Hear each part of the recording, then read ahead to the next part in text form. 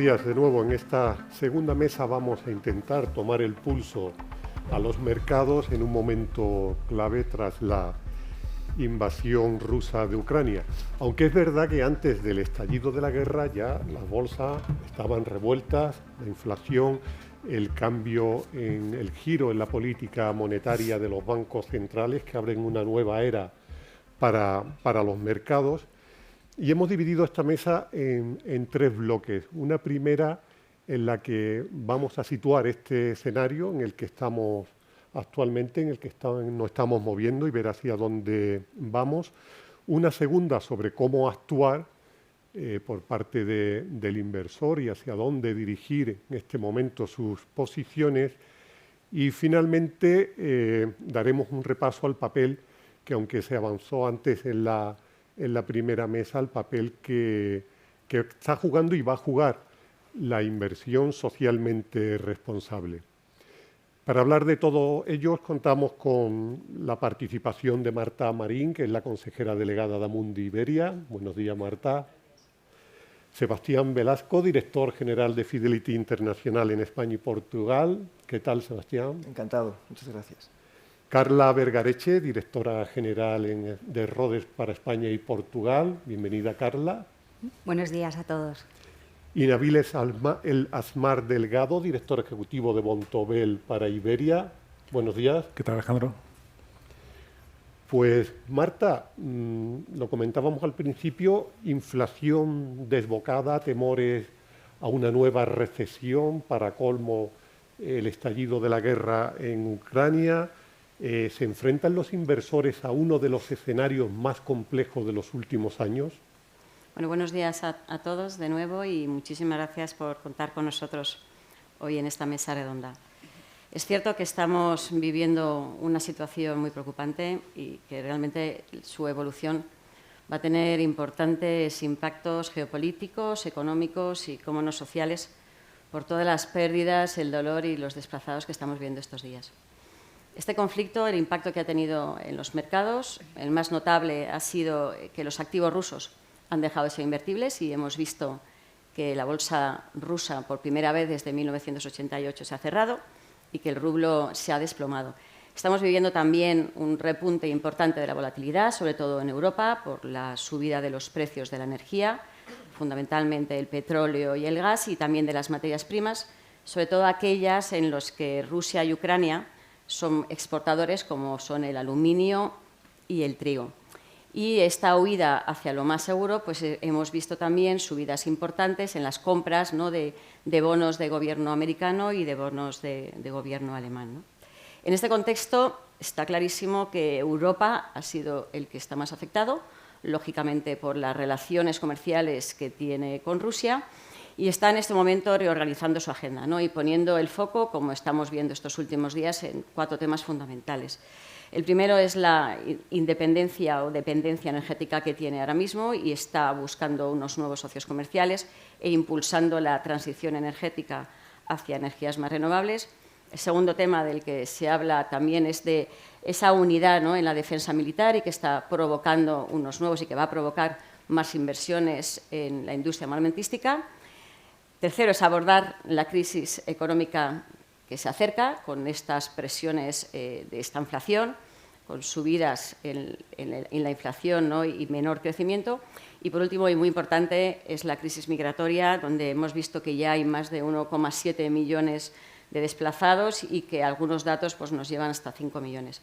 En este contexto, vemos, por otro lado, que al otro lado del Atlántico, Estados Unidos lo está viviendo de una forma mucho más colateral, porque tiene menos relaciones con Rusia y porque, además, bueno, pues tiene independencia económica. Y si nos vamos más allá, vemos que China ha cambiado realmente algo su discurso. Empezó con un papel bastante pasivo y ahora tiene una situación, una posición un poco más neutral. Parece que les preocupa realmente la crisis humanitaria y es probable que China sea el gran beneficiado de toda esta crisis. Es verdad que su ciclo económico es más independiente ahora de Estados Unidos y depende más de su demanda interna y se está comportando algunos de los activos rusos como activos diversificadores y de refugio. Con todo este contexto, diríamos a los inversores que tienen que fijarse, ¿no?, en estos próximos meses en 4 temas que son críticos, ¿no?, en base a lo que acabo de comentar. El primero es el precio del petróleo y de las materias primas y las tensiones inflacionistas que esto pueda acarrear.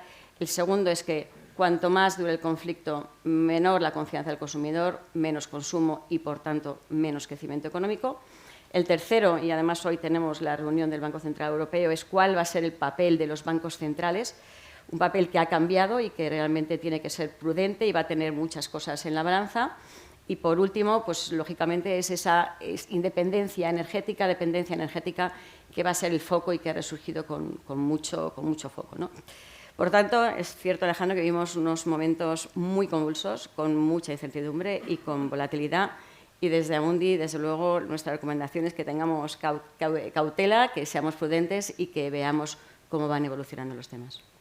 Carla, y de todas las amenazas que están presionando al mercado, ¿cuáles pueden tener un impacto más duradero en las inversiones? Bueno, lo primero, has hecho un resumen que ya con lo que hemos escuchado es maravilloso, ya nos vamos, porque lo has contado todo genial. O sea, que suscribimos en cierta parte el resumen, ¿no? Por ir desgranando, de las amenazas, ¿cuál? Pues para nosotros la inflación, ¿no? O sea, hemos pasado digamos, enero y febrero a estar centrados en cuáles sean las consecuencias de la velocidad de subida de tipos y normalización en ese sentido de los bancos centrales y cuál iba a ser su impacto. Y ahora el foco es completamente distinto y el foco es cuáles van a ser las implicaciones en el crecimiento. Entonces, digamos que ha sido como un cambio total y que afecta también a cómo posicionas las carteras, ¿no?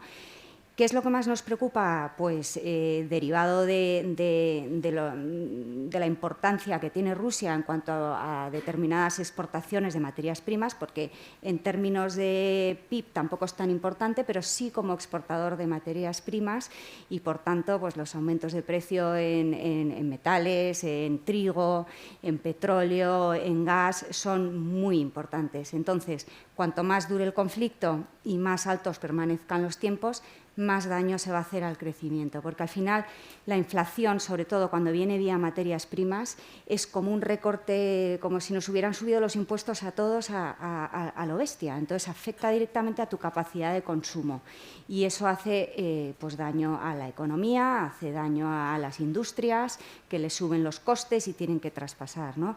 Nosotros, mirando un poco a la inflación, desgranamos como 3 los factores que vemos que la están impulsando, ¿no? La primera, venía ya sucediendo cortes en los suministros y eso estaba afectando a la inflación. Ese factor vemos que va a ir disminuyendo, como habíamos previsto, a lo largo del año y vemos que eso no ha sido afectado por la guerra, ¿no? Pero la parte que venía por las materias primas se ve muy afectada por la guerra y en este sentido pues es muy difícil predecir ahora mismo que estamos qué va a pasar con el conflicto, porque es muy difícil saber qué va a hacer Putin y entonces es muy difícil saber cuánto tiempo va a permanecer alta la inflación, ¿no? Y el tercer impulso que estaba haciendo subir la inflación era, digamos, las segundas derivadas, es decir, las subidas de precios que van derivadas porque me suben a producto final porque te sube tu coste de producción o subidas salariales en Estados Unidos derivados de esta inflación. Y entonces, bueno, pues sabemos que en Estados Unidos preocupa un poco más porque sí que vemos que un 80% de la cesta del IPC en Estados Unidos está por encima del 4%. Entonces, bueno, en ese sentido creemos que el Banco Central americano sí que va a subir tipos, creemos que los va a subir más despacio debido al posible impacto económico de la guerra de lo que lo iba a hacer antes y en cambio creemos que en Europa el Banco Central Europeo probablemente espere al año que viene porque el impacto en Europa es mucho más directo. Sebastián, pero desde que la crisis prácticamente de 2007 siempre nos hemos acostumbrado a esperar esa ayuda de los bancos centrales que salieran al rescate de los mercados, de la economía, pero ahora le pillamos en retirada con el final de los estímulos, el cambio en la política monetaria. ¿Crees que van a ser más cautelosos en sus movimientos dada que la situación está cambiando día a día? Sí, sin duda. Y primero, si me permites, quería pedir perdón por la voz que tengo. Anoche asistí a un acontecimiento deportivo con un desenlace inesperado y de ahí que Y también quería darte la enhorabuena por estos 10 años. Antes, en la entrada comentábamos que creo que es el único evento que se ha mantenido sin ninguna interrupción. El de 2020 fue justo antes del cierre y el de 2021 fue poco después de que pudiéramos empezar a hacer encuestas. Así que enhorabuena por esos 10 años. Como se ha comentado antes, ya desde antes del 24 de febrero vivíamos un entorno de ralentización del crecimiento en todo el mundo y especialmente en Europa, y también de unos niveles altos de inflación que pensamos que se van a quedar aquí durante mucho tiempo. Lo que ocurre ahora es que ese escenario de esta inflación, y a mí la palabra no me gusta, pero efectivamente hace referencia a esos dos elementos, lo que hace es profundizar en ese escenario. Y desde luego los bancos centrales lo que no quieren es cometer errores, moverse más rápido de la cuenta. Ya lo hizo el Banco Central Europeo en 2011 a principios y el año pasado se reconocía que había sido un gran error. Yo creo que se va a mirar con mucho cuidado cualquier decisión de subida de tipos, especialmente en Europa, porque al final eso supone meter palos en la rueda del crecimiento económico. Un crecimiento económico que está ahora muy en cuestión, no solamente por la subida de la inflación, sino por el shock que eso introduce en la oferta. De todas formas, pensando en las valoraciones de las empresas, y a nosotros nos gusta siempre hablar de lo que van a hacer los bancos centrales, el impacto que tiene sobre muchas empresas la subida de tipos, que nosotros ya antes de que ocurriera todo esto pensábamos que iba a ser más tarde y más modesta de lo que otros apuntan, el impacto no es tan grande. Tiene muchísimo más peso el que haya una demanda debilitada o el que asistamos a un estrechamiento de los márgenes debido a la subida de otros costes. Por tanto, tal vez deberíamos de cambiar un poquito el foco en esa obsesión de qué van a hacer los bancos centrales y fijarnos en otros factores. Nabil, ¿qué políticas fiscales crees que hay que aplicar en una situación como la que estamos viviendo? Bueno, yo creo, Alejandro, que en cuanto a políticas fiscales, la situación de partida es desde luego diferente, ¿no? Como bien acabáis de comentar y ha comentado Sebastián, esta desgraciada y triste invasión de Ucrania por parte de Rusia ha pillado a los bancos centrales a contrapié, ¿no? En esa retirada que mencionabas tú en tu pregunta, y ahora tienen, como han dicho mis compañeros, tienen que recalibrar, ¿no? Cómo van a proceder de ahora en adelante. Sin embargo, en cuanto a políticas fiscales, la situación de partida, como digo, es distinta. ¿Por qué? Porque todavía tenemos y están en marcha y en pleno vigor todos los grandísimos programas de ayudas fiscales que se pusieron en marcha para impulsar y ayudar a la economía a recuperarse del parón que hubo, sobre todo en marzo, en el primer y segundo trimestre de 2020, en la parte más dura de la pandemia y los confinamientos.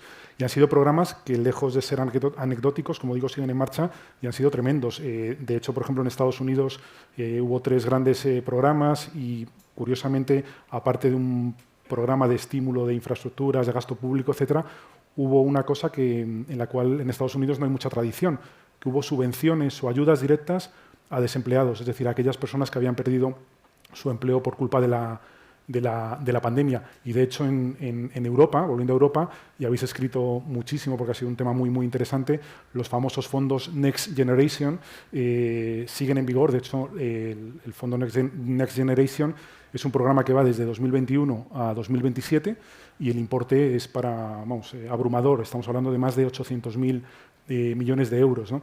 Entonces, se van a poner en marcha inmediatamente paquetes adicionales fiscales. Creemos que no, pero porque los que hay son muy, muy potentes, pero me hago 2 matices a mí mismo.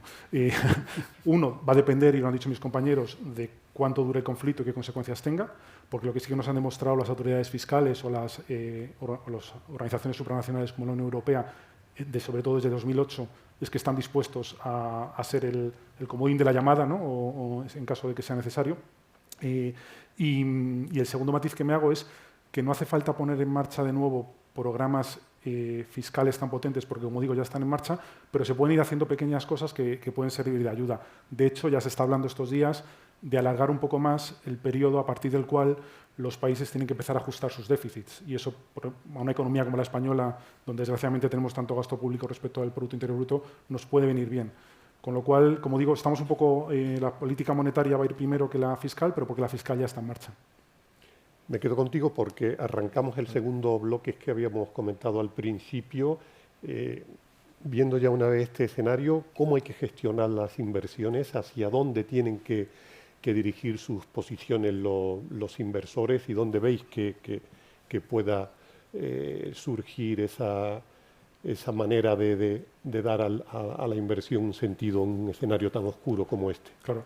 Yo creo que es la pregunta del millón, ¿no? Y ha salido, en cierto modo, en la mesa anterior de bancas privadas nacionales, qué hacer ahora, ¿no? con las carteras. Lógicamente tenemos el elemento de incertidumbre, que es no sabemos cómo se va a desarrollar el conflicto, y sin embargo, un poco el mensaje, y es algo que es muy difícil, es muy fácil de decir y muy difícil de hacer, es intentar aplicar toda la racionalidad que esté en nuestras manos y mantener un poco la calma e intentar mirar cada acontecimiento geopolítico de esta envergadura es distinto, es decir, no hay un acontecimiento igual que otro, ¿no? Pero, por ejemplo, si miramos a la historia, y eso nuestros equipos de macroeconomistas que todas las casas tenemos lo están haciendo, su trabajo, les pagamos por ello. Por ejemplo, en nuestro caso, han mirado qué ha ocurrido con el activo de riesgo por excelencia, que es la renta variable, en 11 crisis, invasiones, guerras a lo largo de un periodo de más de 70 años y que incluye periodos muy distintos, acontecimientos muy distintos entre sí. Entonces, en 8 de esas 11 ocasiones, guerras, invasiones, en 8 de ellas, 12 meses después del inicio y, por tanto, de la caída de los activos de riesgo, en 8 ocasiones, la renta variable, en este caso estamos usando el Standard & Poor's 500, la renta variable americana, había recuperado sobradamente las pérdidas que se habían producido al principio del acontecimiento. ¿Quiere esto decir que va a ocurrir lo mismo ahora? No lo sabemos porque no tenemos la bola de cristal, pero sí que la historia nos demuestra que hay que no precipitarse en la toma de decisiones. Y, de hecho, intentando aplicar racionalidad, insisto, hay cosas que no sabemos, y nuestros macroeconomistas están cada día mandándonos escenarios y, además, a cada escenario le asignan una probabilidad, que no sé muy bien en base a cómo lo hacen, ¿no? Y entonces hay escenarios muy optimistas, desde resolución rápida del conflicto a escenarios catastrofistas que no quiero ni mencionar, porque claro, cuando el riesgo de cola aquí pues es tremendo, ¿no? Cuando estamos hablando de armas nucleares o lo que sea. Entonces, eso es la parte que no conocemos, pero sin embargo tenemos una serie de certezas, y enlazo con lo que han comentado mis compañeros. ¿Qué certezas tenemos? Sabemos que, por ejemplo, las sanciones a Rusia, incluso en el mejor de los escenarios, que sería una resolución rápida del conflicto, las sanciones no son un botón de on-off. Es decir, incluso aunque hubiera una resolución rápida, son sanciones muy potentes, hemos puesto mucha carne en el asador y su retirada va a llevar tiempo. Otra certeza que tenemos, y lo han comentado mis compañeros, es que la guerra va a ser, y está siendo, y será inflacionaria, por no repetir. Es decir, la inflación va a seguir muy, muy elevada.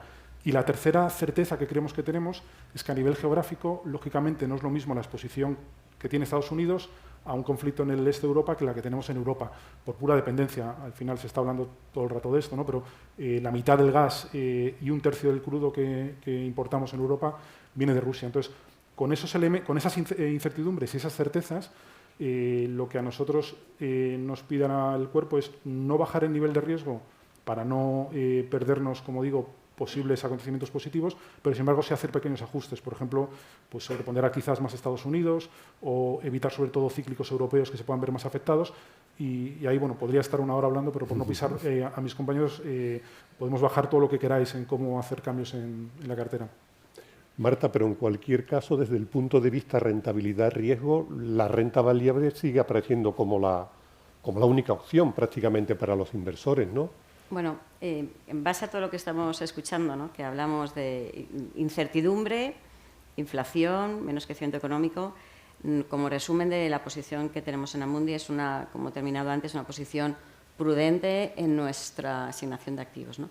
Entonces, ahí nuestros focos principales son, primero, no hemos hablado de la liquidez.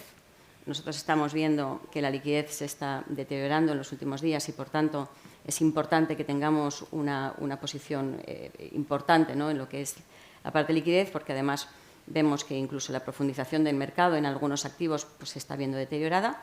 En segundo lugar, solamente hablamos de renta variable, ¿por qué no también incorporar, ¿no? todos los tipos de activos dentro de la composición de nuestras carteras? En crédito nosotros somos neutrales.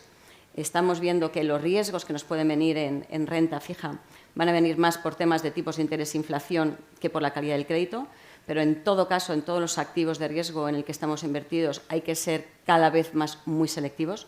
y, por tanto, discriminar bien en qué compañías tenemos que invertir.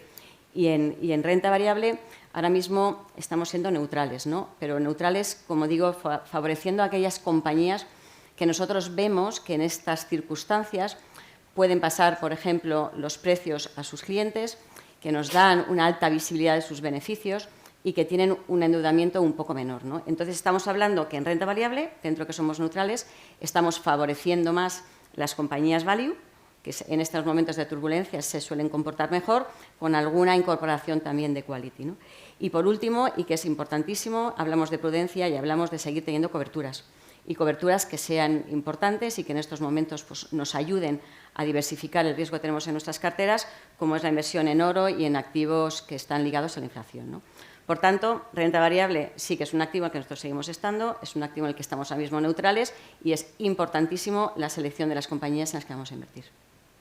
Antes lo apuntaba Navid, Carla, esta crisis va a abrir una brecha entre Estados Unidos y Europa desde el punto de vista de los mercados.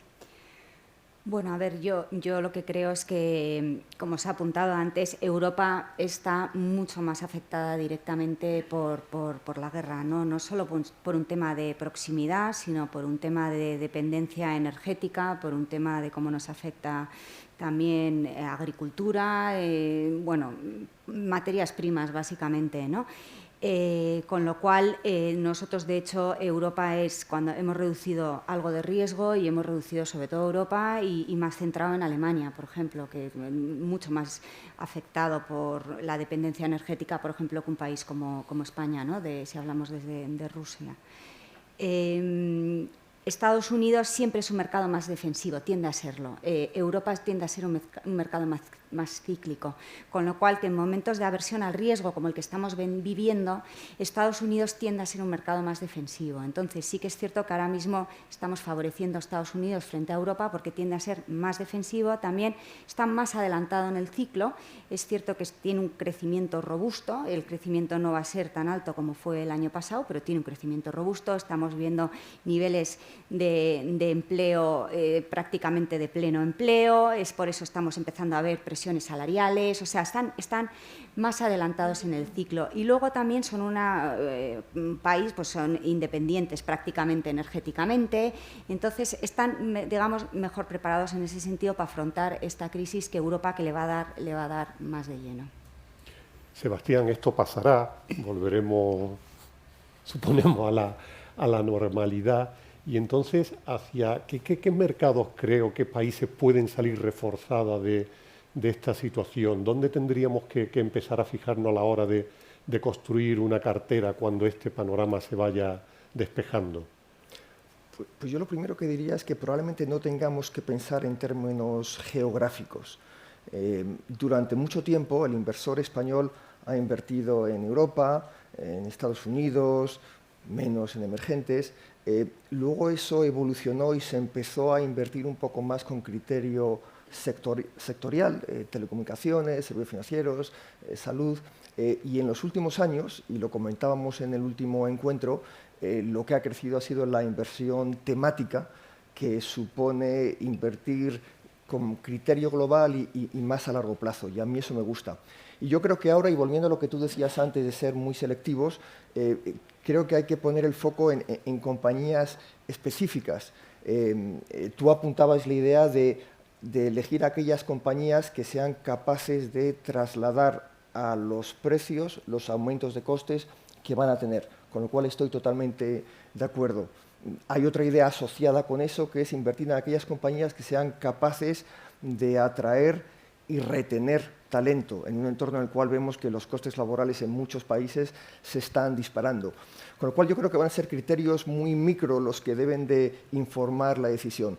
Pero por responderte y recogiendo algo que se ha dicho aquí, lógicamente si todos pensamos que la inflación va a seguir estando ahí y va a crecer, algo que por cierto decíamos el pasado verano, el invertir en bonos ligados a la inflación es una forma de protegerse frente a eso.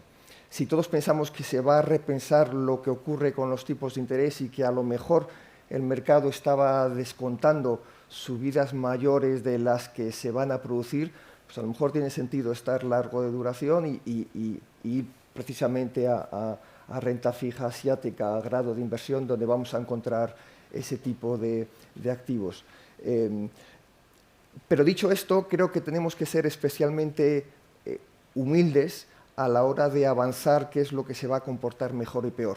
Siempre te digo que a ver si empezamos estas conversaciones de año en año recordando lo que habíamos dicho y a ver si eso ha ocurrido o no. Y recordando lo que ocurrió en los años 70, el último periodo que se recuerda con esta inflación elevada, en aquella época lo que mejor se comportó fueron las compañías consideradas value, las compañías de pequeña capitalización, las materias primas y el sector inmobiliario. Ahí es donde podría apuntar también. Aunque comentabas lo poco que se invierte en España, desde España en mercados emergentes, ahora se está hablando mucho del potencial con el que pueden resurgir de esta crisis. De hecho, se está viendo mucho dinero que va al sudeste asiático, también en Latinoamérica. Parece que están canalizando buena parte de las inversiones. ¿Van a jugar un papel fundamental? Yo creo que sí, que si somos capaces de levantar la mirada más allá de lo que ocurra en los próximos meses, y tú, Nabil, antes apuntabas a este tema, creo que hay que mirar hacia Asia y hay que mirar hacia China. China se ha visto muy penalizada en el último año por temas regulatorios, que por otro lado, si lo ves con cierta distancia, eran temas regulatorios que tenían mucho sentido. Las valoraciones ahí son muy atractivas. El crecimiento económico sigue siendo un crecimiento económico líder en el mundo. Hay muy buenos motivos para estar en Asia y estar en China a largo plazo. Es cierto que en este año la revisión de beneficios de las compañías chinas no le va a favorecer y que hay un punto de incertidumbre asociado a cómo va a quedar China como resultado del conflicto. Hay una teoría que dice que va a ser el gran beneficiario de todo esto, pero esta mañana leía en el Financial Times que hay compañías polacas que están cancelando pedidos a China porque no están cómodos comprando a un país que no ha sido claramente contrario a la invasión. Carla, Roder, ¿miráis también a Asia y a China concretamente? Sí, a ver, indudablemente Latinoamérica y Asia como regiones están más aisladas de lo que es el conflicto. Latinoamérica se ve beneficiada porque es exportador, muchos de esos países, de materias primas y eso, pues con la subida de las materias primas les viene bien. Y Asia está también más aislado del exterior. Sí que es cierto que si hay el riesgo que nosotros no creemos de recesión, pues en ese caso, como está le afecta mucho el comercio internacional, pues sí que se vería afectada. Si el dólar sigue repuntando mucho durante bastante tiempo, le podría afectar negativamente, pero sí que nosotros ahora mismo es cierto que mercados emergentes se está comportando relativamente bien comparado con otras regiones. China podría ser uno de los ganadores, pero también China tiene muchas cuestiones que solucionar. Viene de una crisis inmobiliaria que tiene que gestionar, unos niveles de endeudamiento importantes, pero también es cierto que, volviendo un poco a lo que decía antes de más avanzado en el ciclo, están más avanzados en el ciclo. Y el Banco Central podría bajar tipos, China podría lanzar paquetes fiscales para estimular, creemos que va a llegar y entonces estamos más positivos en cuanto a los datos de crecimiento de cara a finales de año. Sí que es cierto que el comienzo de año no está siendo positivo porque la política cero COVID que tienen no es nada positiva y entonces les hace cerrar ciudades enteras de la noche a la mañana y entonces, claro, pues eso les está afectando bastante y esa política no sé si seguirán con ella o no, ¿no? Pero bueno, el tema de cuestiones regulatorias hay que tener cuidado en qué se invierte, en que sean sectores que no puedan estar sujetos a esa regulación, esos cambios regulatorios que estamos viendo, con ese programa tan claro que tiene el Gobierno allí de hacia dónde quiere transicionar la economía, ¿no? Pero sí son regiones que se ven más aisladas del conflicto y que desde ese punto de vista pues vemos con ojos positivos. Nabil, ¿y qué va a pasar con la renta fija? ¿Os preocupa los rendimientos que pueda dar? Pues mira, aunque estamos viviendo lamentablemente, junto con todo este panorama, un año de sequía, yo voy a intentar mojarme. Y la verdad es que la renta fija, tras este giro inesperado de acontecimientos, nos gusta bastante. Hablo de renta fija privada, de crédito. ¿Y por qué? Porque digo que nos gusta bastante. Porque el panorama que había para la renta fija antes de la invasión era tremendamente complicado.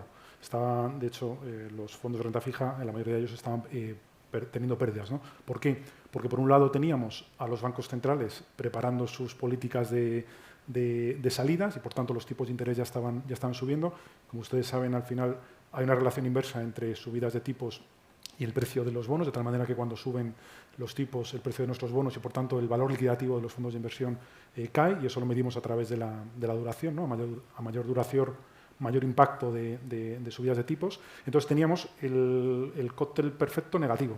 Teníamos tipos de interés subiendo y por tanto perdíamos por la parte de duración, pero además combinado con unos colchones, unos diferenciales de crédito, unas tires bajísimas que no nos compensaban, ¿no? Por lo tanto, estábamos perdiendo por los dos lados. Ahora, ¿qué ha ocurrido? Y por no repetirlo, por un lado, parece que las subidas de tipos van a ser más moderadas, por tanto, por la parte de duración parece que se va a sufrir menos, pero es que por la parte diferenciales de crédito se han ampliado tremendamente, a costa de sufrir caídas. Es decir, si uno mira los valores liquidativos de los fondos de inversión, han registrado caídas. Pero digamos que el punto de partida ahora sí que nos parece interesante. ¿Por qué? Porque por un lado, al final es simplificar mucho todo, pero en renta variable estamos jugando con las expectativas futuras de beneficios, mientras que con renta fija estamos jugando a que el pagador, o sea, a que la empresa a la que hemos prestado el dinero nos devuelva nuestro principal y nos vaya pagando nuestros cupones. Entonces, cuando, por ejemplo, ahora vemos que hay empresas que de motu propio o obligadas abandonan Rusia, la pregunta es, ¿va a haber un impacto en sus beneficios? Claramente sí, es decir, si tú dejas de vender en uno de tus mercados, tus beneficios se van a ver impactados.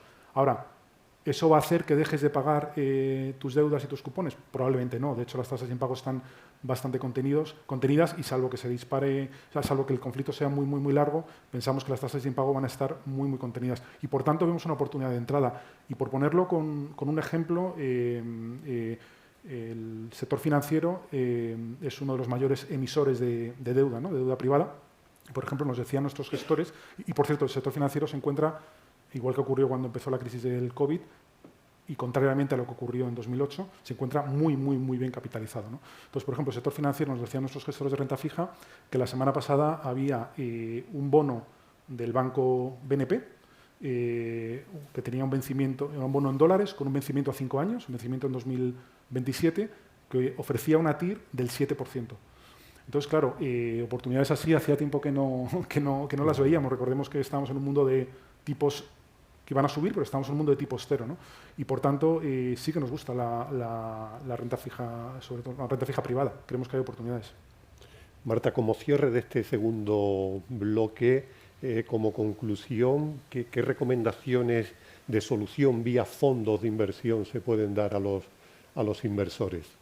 Pues yo diría que después de todo lo que hemos escuchado, que es selección de activos, ¿no? De ser muy selectivo, prudencia, yo diría que para los inversores más conservadores, los fondos multiactivos conservadores de gestión flexible, que lo que te permite es en la parte de renta fija, como estaba diciendo ahora Nabil, tener una gestión flexible tanto en duración como en crédito, como en bonos, para poder aprovechar oportunidades y un 30% más o menos de renta variable, que yo creo que es una solución interesante.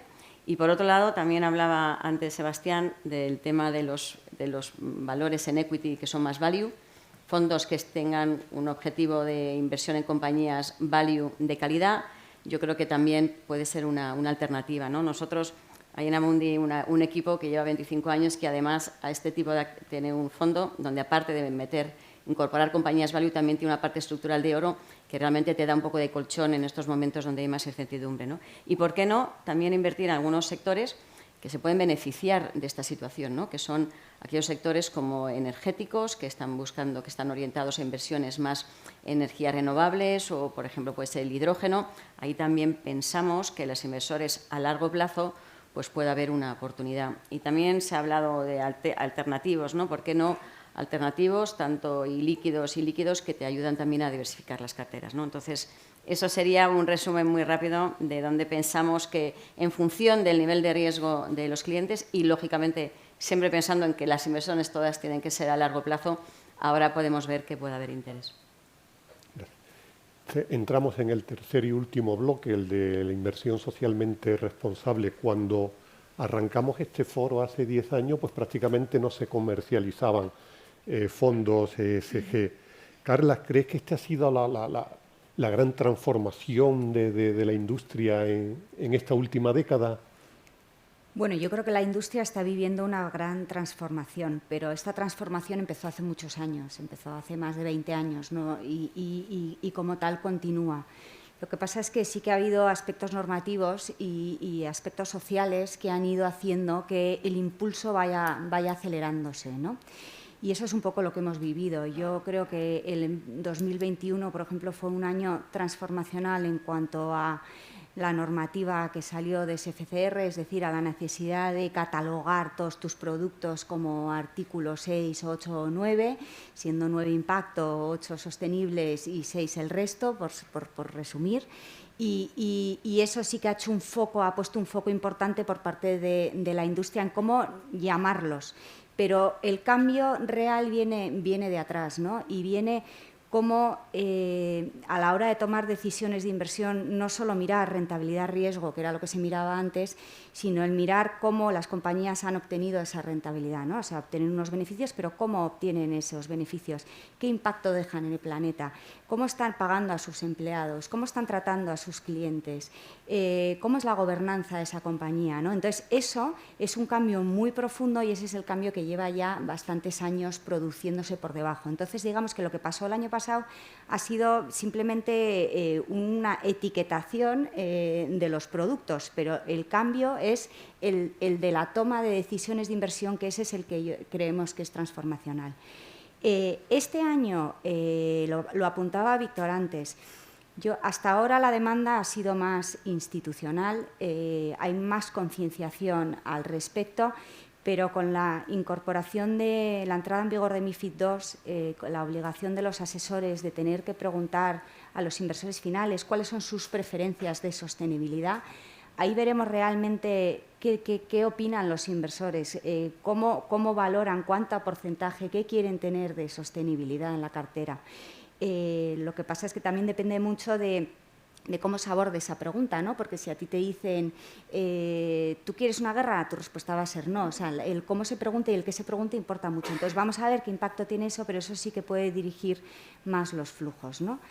Dicho esto, mirando datos de la industria en Europa, en el 2021, un 58% de los flujos fueron a fondos sostenibles, fondos artículos 8 y 9, y esto representa un 20% más que en el año 20, en el año anterior. O sea, es un crecimiento muy importante y bueno, yo creo que MiFID II va a ser un catalizador adicional, ¿no? Marta, ¿dónde estáis poniendo en Amundi ahora el foco en inversión socialmente responsable? Bueno, la verdad es que en Amundi el ESG ha sido un pilar estratégico desde hace 10 años, ¿no? Desde hace 11 años que fue la fundación de Amundi. Y realmente acabamos de cerrar en el 2021 el plan que lanzamos hace 3 años, un plan que nos ha permitido conseguir los objetivos marcados, básicamente que estamos ahora valorando más de 13.000 empresas con criterios ESG. Hemos llegado a gestionar, tenemos ahora mismo más de 800.000 millones en inversión responsable y el 100% de nuestros fondos activos incorporan criterios ESG en su inversión, en sus procesos de inversión. Hemos lanzado uno nuevo el año pasado, hasta el 2025, que es incluso más ambicioso. Y ahí, en Amundi, lo que buscamos es, vamos a dar una nueva calificación a las empresas para valorar cuál es su compromiso en la descarbonización. Vamos a lanzar, por ejemplo, fondos en todas nuestras clases de activos con objetivo de net cero. Queremos llegar hasta 20.000 millones en fondos de impacto y hay un tema cualitativo, es que vamos a incorporar valoraciones ESG en la remuneración de los altos directivos, ¿no? Hemos continuado colaborando en muchísimas iniciativas, por decir algunas, pues con el IFC. Estamos lanzando otro nuevo fondo que va a ayudar a la financiación de la transición energética en países emergentes. Hemos firmado también el Net Zero Asset Management. Estamos también en Just Transition for Climate. Estamos colaborando realmente en todas las iniciativas para acelerar todo este proceso, ¿no? Y desde el punto de vista de oportunidades o de soluciones también para nuestros clientes, hablaba Carla de SFDR, del MiFID II, y ahí estamos haciendo esfuerzos para poder ofrecer a todos nuestros clientes soluciones para poder invertir, ¿no?, en temática que sea sostenible. Y de ahí, en artículos 8 y 9, con lo que comentaba al principio de cuál ha sido el esfuerzo que hemos hecho estos 3 últimos años, Tenemos ya más de 800 fondos que son artículo 8.9, tenemos más de 700.000 millones que están disponibles, ¿no?, y que están clasificados como artículo 8.9, y estamos continuamente innovando, continuamente incorporando a nuestra gama de productos, o sea, productos con distintos objetivos desde el punto de vista medioambiental, social y en general sostenible, ¿no? Hemos ampliado nuestra gama de lo que llamamos los ESG Improvers, que es invertimos en aquellas compañías que están haciendo esfuerzos para llegar a cumplir sus compromisos y que consideramos pueden ser los líderes del mañana en ESG. Por otro lado, en bonos verdes estamos ampliando nuestra gama, no solamente en bonos verdes europeos y americanos, sino también emergentes. Hemos lanzado, como comentaba antes, pues fondos que invierten en la transición energética o en hidrógeno, por ejemplo, que lo que buscan es estar en toda la cadena de valor y estar invirtiendo también en infraestructuras. O sea que realmente el esfuerzo que realizamos en Amundi es continuado desde hace muchos años, pero continúa siendo, desde luego, una de las líneas estratégicas y donde más esfuerzos y más recursos vamos a poner. Nabil, ¿están evolucionando las temáticas de inversión sostenible? Bueno, como bien ha explicado Marta, al final el mundo ESG es un mundo, esto es un universo en sí mismo. Quizás, y enlazo por lo menos con lo que está ocurriendo en mi propia casa, hablando de los fondos artículo 9 o fondos de impacto, sí que nosotros hemos observado que habíamos prestado históricamente, dentro de las tres letras, la ESG o la ASG, ¿no?, depende si lo decimos en inglés o en castellano, habíamos prestado un poco más de atención a la parte de medio ambiente, en lo que es a temáticas, en lo que es referido a fondos de impacto, y en ese sentido, por ejemplo, una tendencia que estamos viendo, nosotros hemos lanzado producto, pero lógicamente cuando lanzas un producto tienes tu equipo que se llama Market Research, viendo un poco qué competidores o qué peers hay, y vemos que es una tendencia. Estamos sacando, y la competencia también, fondos de impacto, pero centrados en la S, o con un foco específico en la S, que no es que ninguno lo hubiéramos dejado de lado, pero de alguna manera parecía más fácil a lo mejor medir el impacto en cuanto a temáticas de medio ambiente, porque tienes como métricas muy definidas. Al final, para definir o para medir el impacto de la S, bueno, pues estamos todos en una constante curva de aprendizaje, porque a priori no parecía tan obvia. Entonces, vemos, respondiendo a tu pregunta de tendencias, vemos que todos los fondos centrados en la S es una nueva tendencia, una nueva temática. Sebastián, es verdad que la inversión socialmente responsable pues, ha eclosionado en un periodo alcista de los mercados, pero ahora se enfrenta por primera vez a unas circunstancias adversas, a la guerra, una inflación desbocada. ¿Cómo crees que se van a comportar en esta situación? Bueno, en realidad, cuando estuvieron sometidos a una situación de estrés muy fuerte, fue en marzo del 2020. Y en aquella época hubo varios estudios, Fidelity hizo uno, que valoró el comportamiento de las empresas con características sociales y medioambientales, como dice el artículo 8 a la hora de referirse a ellas, y claramente se habían comportado mejor que el resto del mercado. El apetito por ese tipo de compañías va a continuar. Eso es imparable, pase lo que pase.